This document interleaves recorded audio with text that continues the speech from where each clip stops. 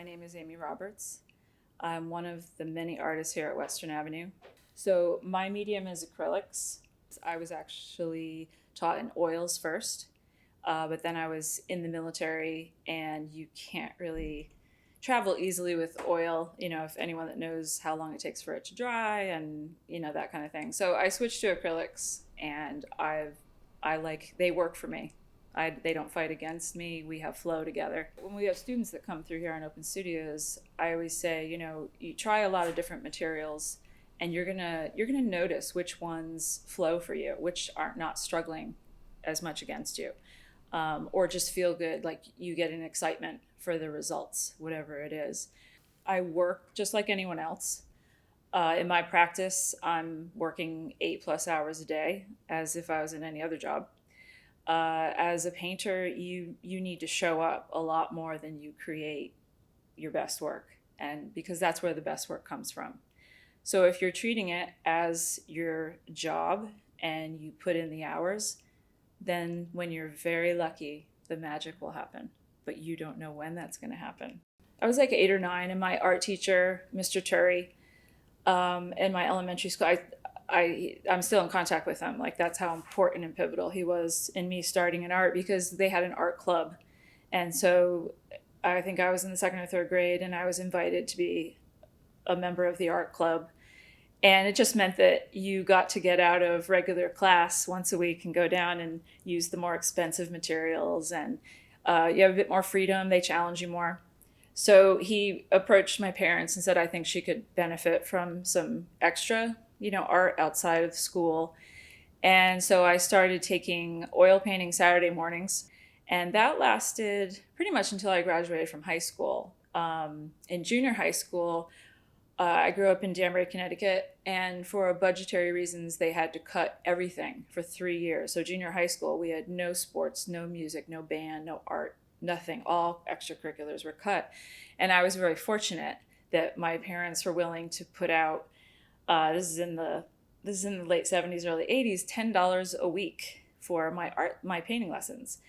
And although it's still within, your primary and secondary grade, so it's not really considered training, it's not like that's where it all began for me. So I went to University of Connecticut for a couple of years, but to go back to foundation was hard for me, because I actually had a lot of time with materials and perspective and such, and I felt like I was wasting my parents' money. So I dropped out.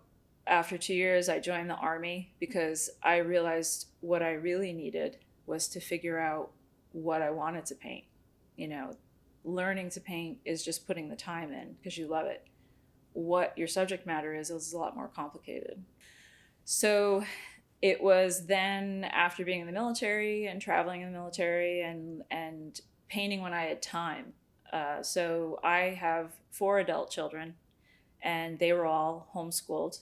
So we lived in several different states, and we'd pick up our homeschooling and move on to the next. So my paint was being pulled out at 8 o'clock at night after they went to sleep, and painting until I had to get up in the morning and start school with them as well. So again, when you love something, or it's what you're meant to do, when you're carving out time, even in that busy schedule, like I just need to paint for an hour tonight, whatever I can get. And so that's when a lot of the self-teaching happened, because I didn't have anyone with me saying, okay, sit down, here's your paper, get busy, which is what it is when you're, before age 20. So that's when you really figure out what your practice is. And although I was, I was only in the Army for 1 tour, this was not my career, I learned a lot about how structure makes things happen.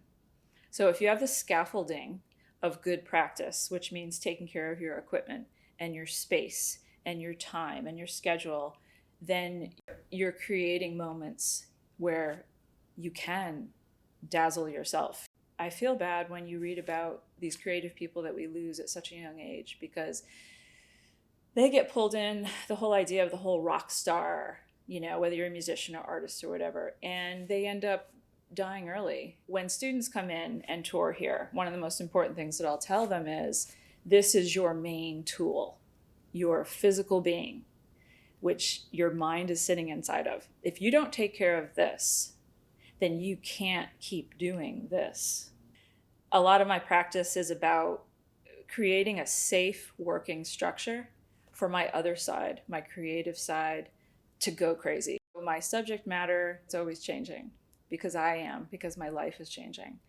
Being a mother, raising and homeschooling my kids, being a companion to other military spouses during difficult times.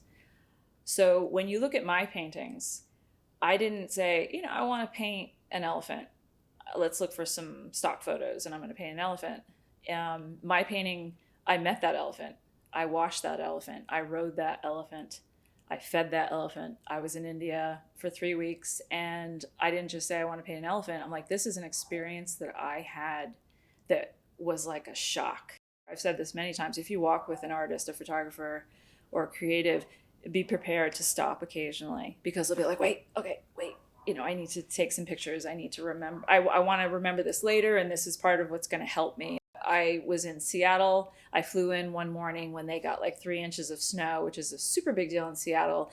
Everything was closed. I ended up at this really funky, cool 5 Point diner, a really great place. And I was like, oh, I want to take a picture in here. Like, there's so much going on. And so when the waiter was going up to get plates, I came up and I said, I'm an artist, a painter. Can I take a couple photos of you to paint a portrait? I had to say it really fast. And he just like paused and he nodded, and so I snapped some pictures. And sure enough, when I came back, I was like, I really want to paint this. So when I get back to my studio, I have all this information to choose from. Like, do I want to paint this? Because paintings take a long time. Like, it's no joke. So do I want to paint this? Did this move me more than this did? I will never get bored. I will never run out of things to paint. I know that because I have so many things I want to paint. And as I am now, 50, over 50, 53, 4, whatever, time's ticking. You start seeing, this is all I have left. What do I want to do with this time? There is a difference between something that spontaneously sparks you or you go seeking out. Like, I have a membership to Sturbridge Village. I like to walk around because it's a really good example of all the seasons in New England. So I like to go like when it snows or if it's raining or in the spring when everything's budding. I love New England. But sometimes I go places purposely, like I want to see if I take some good photos, like an antique car show or something that I want to experience. Like, for instance, one that I haven't done yet, but I really want to. There's a falconry in New Hampshire. It popped up in a book that I was reading.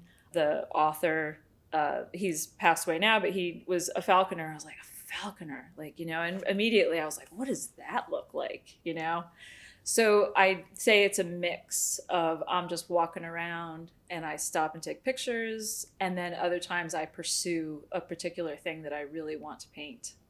So because I have so many interests, I have to work in series. So there's a portrait series. I've painted all my children, some of their friends, their partners. There's a landscape series. There's what I call technology, which includes things like automobiles or buildings, where there's a very big human presence. But yeah, the texture, in a way like a collage, you can cut paper or fabric or other things to make a collage. And I find that very interesting. So I don't cut up canvases. Some artists do. They create textures and then they cut them up. But the texture of clouds is different than the texture of sky, which is different than the texture of metal and asphalt and skin. It's important to me because it's part of what creates the emotion, the feel of what it was like for me to be in that space when I was struck with the idea of, I think this is a painting. The good part for me is creating it. Someone else gets to buy it, keep it, hang it, and enjoy it from that point. For me, it's the creating it. That's where I get the fun. For me, my process begins in the moment that something touches my heart, my mind, and I want to paint it. So then I take photos. I come back here and I go through the images, and then I select which ones to get prints made. Prepping the canvas, I stretch my own canvas, and then I start color blocking. So I start filling in the larger first steps of the colors. Then I have to spend time looking at it, and I take notes. I actually write notes with old style notebook and pen and paper, and I save those. I may put some color swatches on there too for reference later. So I spend time with it. I make notes. What are my next 10 to 12 steps? So the next morning when I wake up, I already know what I'm going to do to those canvases. So I do what I can that day through my list. Same thing. Stop, sit, silence, discussion with the painting. What do you need next? What do you need me to do for you? Same thing, notes. Next day, repeat. And that's it. Painting is kind of boring, you know? I mean, it's exciting at first. You meet a painter and you're like, oh, wow, that's so cool. And I'm like, you know, it's actually really dull. At any given time, I may be working on 12 to 20 paintings. I like it that way. I call it, sometimes, some days I have what I call a round robin day. And that just means that by the end of the day, there's going to be canvases laying all over the floor. Part of it was painted and it's drying. And then some days I'll work on the same one for like 8 hours. So that gives you the flexibility. Sometimes you wake up in the morning and you're just like, well, I have to work. Like I said, you got to show up every day and put the time in, but I don't want to ruin anything. Like I'm not in that zone. And so I'll do color blocking, or, you know, I'll do a little bit on each painting, one little thing, and then I'll move on to another one. Right now I have multiple projects. So I have all the figurative work that you see on my website. And then during COVID, I started a new project. So I have a love of children's picture books from the time I was a kid. I still have a lot of my picture books from when I was a child and my children. And so I decided I was going to do a picture book for children. I also started doing abstract pieces under a nom de plume or an alias. I have a series that's called the Eli series, and it even has its own Instagram page now. I just started it. It's abstract work that I started working on during COVID, and Eli stands for everything left inside. So from my years of doing figurative work and figuring out, like, how do I paint this cactus? You know, what's the structure, and learning these textures in the world, I have like these after images kind of, or like little ideas that I decided during COVID, let's just do this, you know, let's just keep painting, but we'll do something different as well.